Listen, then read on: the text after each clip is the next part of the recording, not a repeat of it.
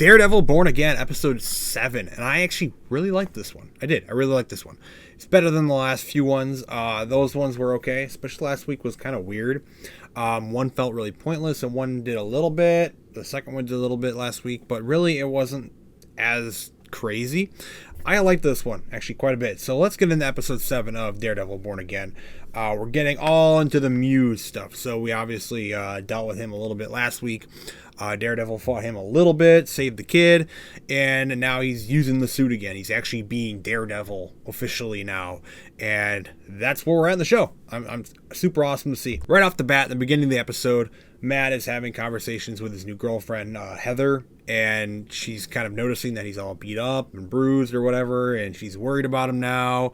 And yeah, it's kind of the same old situation that we had like when Matt was kind of trying to hide his stuff from Foggy and Karen as well. It's always whenever he's trying to hide this whole separate identity of his from the people that do not know.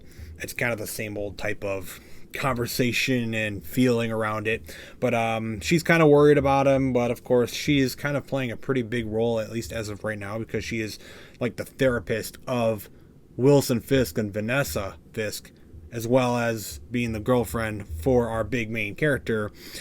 They've definitely thrown her in the mix, and especially for this episode, she plays a big role this episode. So we got Wilson Fisk finding out that Daredevil is running around again doing his stuff, and that kind of sets him off because Daredevil is kind of the one that's kind of fucked with all of his stuff.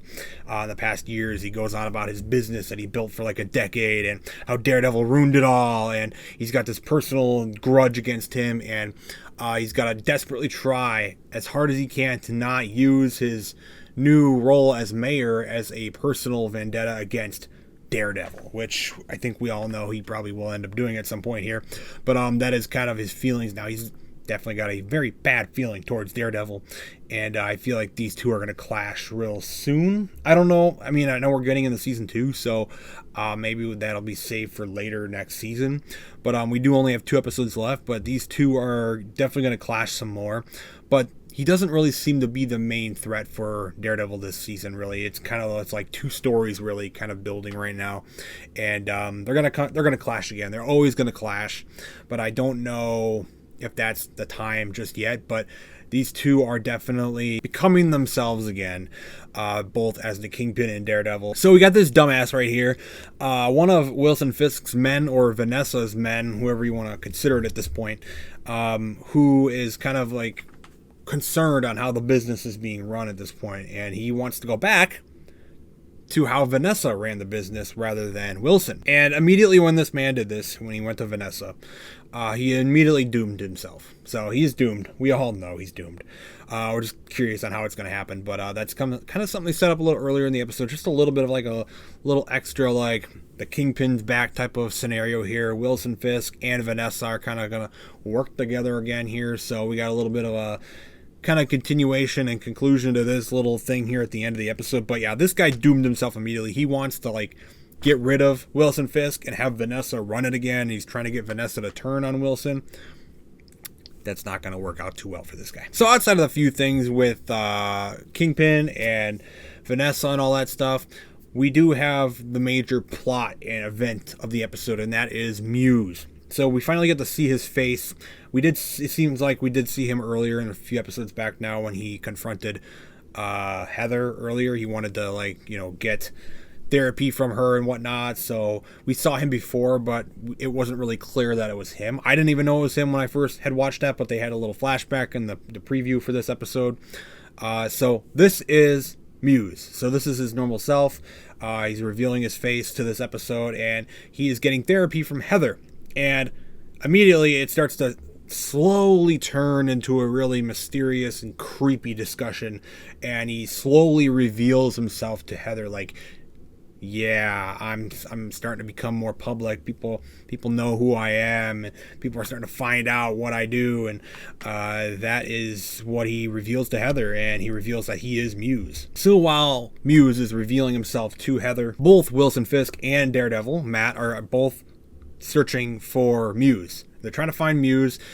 Kingpin, Wilson Fisk, he wants to kind of take down Muse as a good image for his public image as mayor. So he wants to take down this vigilante. And he's also now worked up about Daredevil. And then obviously Daredevil wants to take down Muse because he actually cares, and he actually cares about stopping a serial killer. So he is going back to his little cave there with all of his creepy paintings, and I guess he's able to I guess Matt is able to feel, I guess he's got heightened senses and all, so, but he's literally able to feel the painting, like the paint on the paper or not paint, but the blood or whatever the hell he used on the paper that Muse did. He's able to feel the actual like shape and the outline of who he painted and just know who it is. I thought that was kind of crazy, but they kind of cut to a flash between him feeling the painting of Heather here. So the Muse did paint Heather, so he's presuming that this is going to be one of his victims.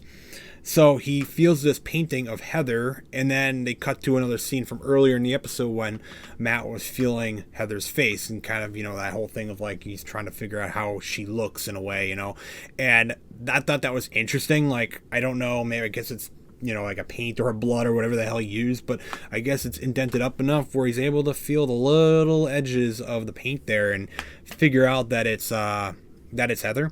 And I don't have an issue with that because he's obviously got all these heightened senses. He's able to smell things, he's able to hear things, basically see with vision, he's basically able to see with sound anyway, so it's not too crazy for him to be able to do that, but I thought that was cool. So Muse gets back into his outfit, so he must have brought it with him as he knocked out Heather and then tied her up and captured her. So now she is captured in her own office, and Muse seems to be just like going nuts because he's kind of been discovered now. Daredevil's after him, and he's just kind of going on a grand slam kind of thing. He's just going to go insane. He's going to capture this lady right in her office and just take her blood and do something insane. So he starts to set up his little tubes and stuff to take her blood out and do whatever, make some sort of crazy thing with it. And then Daredevil crashes into the room before the police that Wilson Fisk did also send even get there. So Daredevil and Muse have this big fight, very bloody fight between them, and Daredevil, he shoots his like things through Muse's shoulder and stuff, and it's a bloody mess, but obviously he's not gonna kill him, but it's a bloody mess. He really does fuck these people up quite hard, and it's pretty cool to see.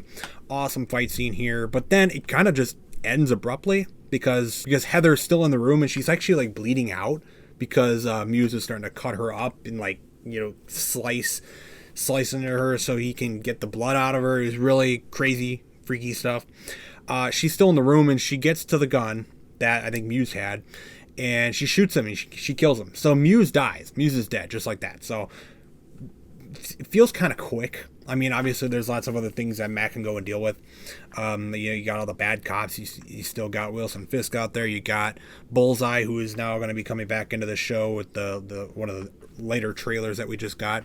So Bullseye will be coming back, but like Muse is just gone now. He's dead. Heather killed him, of all people.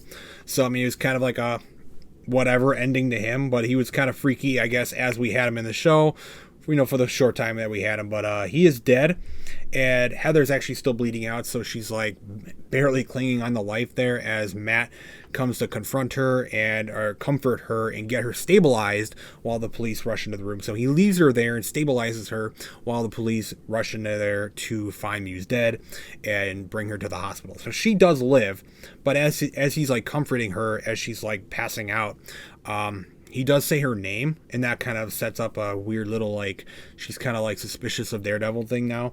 So that was the whole big event for this episode is Muse, one big little final battle there in her office, which it wasn't, like, insane, but it was a cool little fight scene there. I love Daredevil kind of shooting his things through his literal shoulders and just beating the shit out of him. It was cool to see.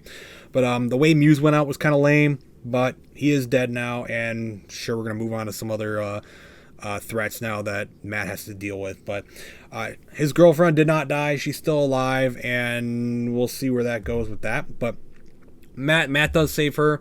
Muse is dead, and Wilson Fisk actually takes the credit with his task force. He has his task force take the credit for taking down Muse while it was actually Heather who did it. So he takes the credit, the public credit, because he doesn't want Daredevil to have the credit because he thinks that maybe Daredevil did it, but I don't think that he thinks Daredevil did it. But right now it kind of looks like Daredevil came into the room, killed Muse and left, even though I think Wilson knows that like that's probably not what happened here. I'm thinking, but Matt did not kill him. Heather did, and his task force ends up taking the credit, which, you know, whatever. He wants to have that public image of taking down these vigilantes and criminals and stuff.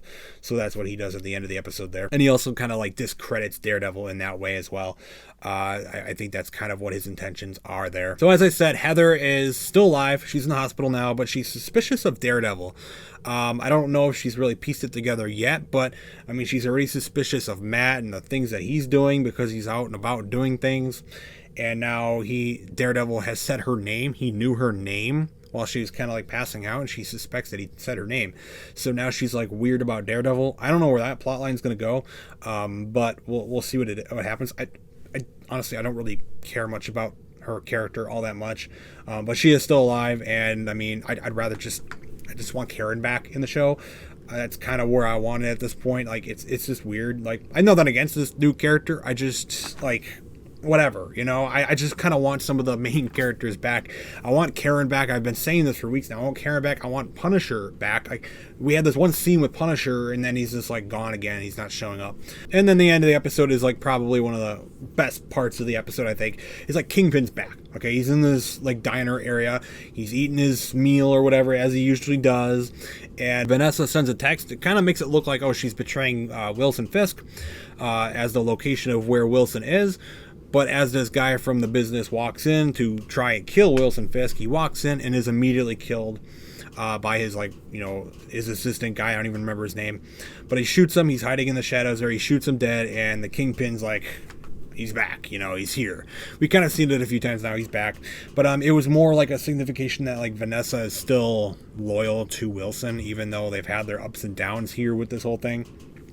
I don't know if the therapy stuff is going to happen anymore because all the Heather stuff, but I think these two are growing closer together again, and I don't know how much more of this like conflict between them we're really gonna have. Hopefully it's done real soon because it kind of got old, but it seems like Wilson Fisk and Vanessa Fisk are just, you know, coming back together again, and she helped him.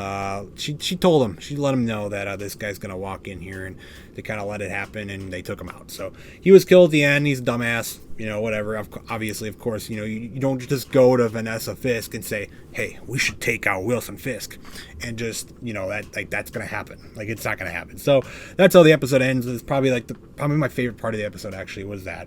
It's pretty cool to see that, but yeah, I thought it was actually a good episode. I really liked it. I don't know how other people feel about it. I think the season overall has kind of been strange. Like, I feel like it's been taking a while to get to some major plot points, but when it does, it's fun. And I'm not seeing some of the characters that I do really want to see, though.